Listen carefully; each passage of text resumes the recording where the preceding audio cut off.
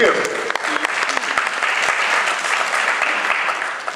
First of all, can I thank the organisers, Banados, and my brother Viv Amoon. I think we've got to acknowledge both Errol, Viv, and all the teams that have worked together today to pull this event together for the second year. It's a difficult subject, it's a tough area, but they should be congratulated in the way that they've continued to commit themselves to providing the space to make this happen. So please give them another round of applause.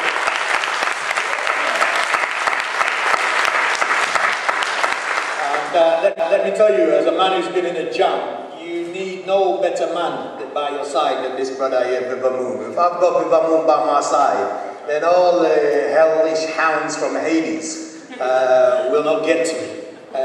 Because his support and other people in the room, I can't mention everybody's name because it'd be too long to go into, but you're all here, and you know you're all here, have given me tremendous support over what has been a difficult 18 months. And the extent to which I've been able to sustain myself speaks to the issue of this conference, because it's about my level of cultural centeredness, my level of cultural awareness, my understanding of politics and the history of the struggle of our communities. That gives me the strength, gave me the strength to endure what was almost 5.5 months of being, totally on the front page of the Evening Slandered every evening for the last mayor election.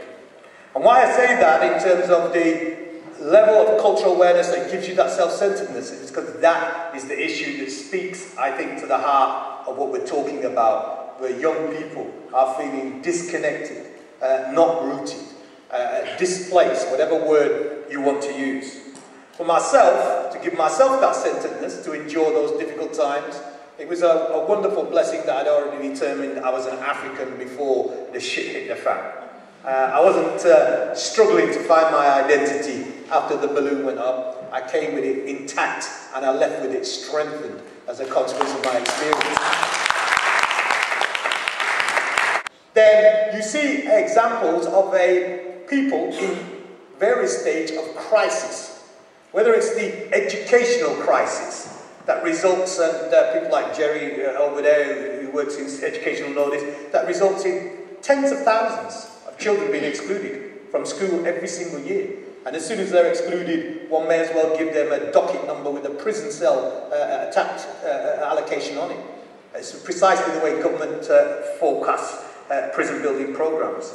Or whether it's in the area of health, or whether it's in the area of employment, we see ourselves reflected at the wrong end of those statistics, disproportionately unemployed, disproportionately healthy, twice as likely to die in the first year of birth than others, and so on. I could give you these statistics ad nauseum. And they're reflections of a community in crisis. Yes, crisis because of poverty. Of course, we all suffer poverty. White communities, black communities, we suffer poverty. But there is a disproportionate effect on African communities that is accentuating and amplifying the crisis within that community as a consequence of racism and economic poverty. So it's important where we start from the programme. I start from an African perspective, so I'm going to talk about it from an African perspective. So I get that out of the way, you understand where I'm coming from. Because it does inform all my understanding and my assessment of what's going on.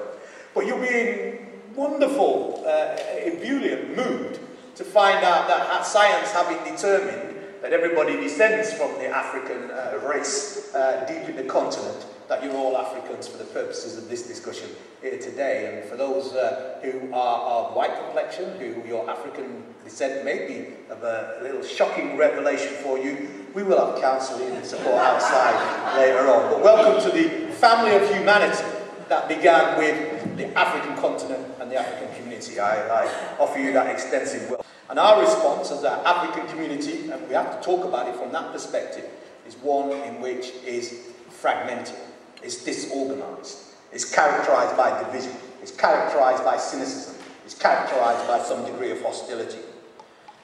And our response to try and tackle these crises are, trying to reform mainstream services. I'm all for reform of mainstream services. I think we've got to try and reform mainstream services. But I don't think you reform mainstream services at the cost of not doing anything yourself within your own community to tackle the issues that you can see your community has, at least.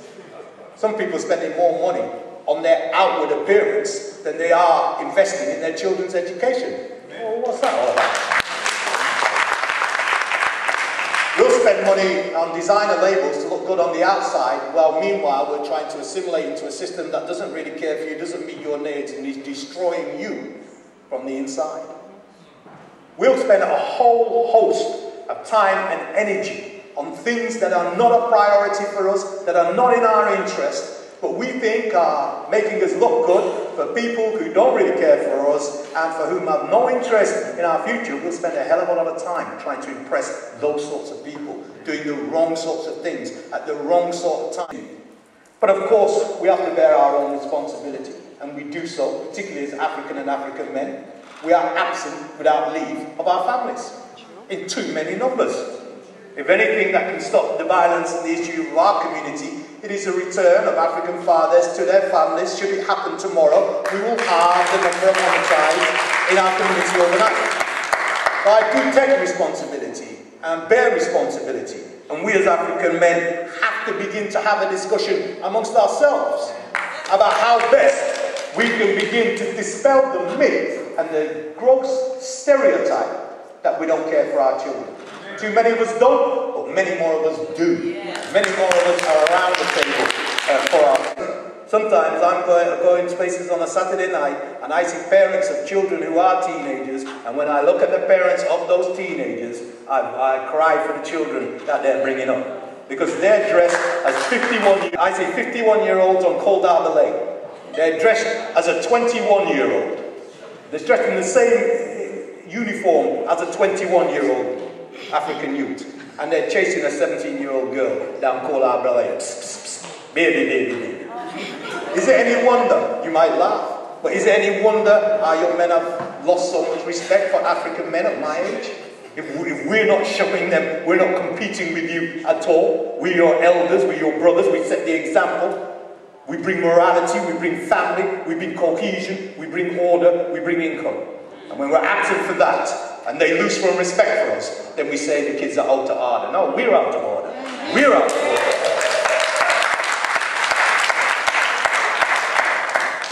Our children are unfit, and we're unfit. I'm worried about us as a people, about our level of health. Because our health underpins our mental sustainability. I couldn't have sustained that horrid time in the mayor's office 4.5 months to be targeted if I wasn't in the gym 4 times a week. If I didn't have good, positive friends around me. If I wasn't eating a healthy diet. I'd have probably jumped off Tower Bridge, within the 3rd month. Sustainability of your health is absolutely... Let me tell you something. Your health is worth more than your wealth. Okay? So think of it in those terms.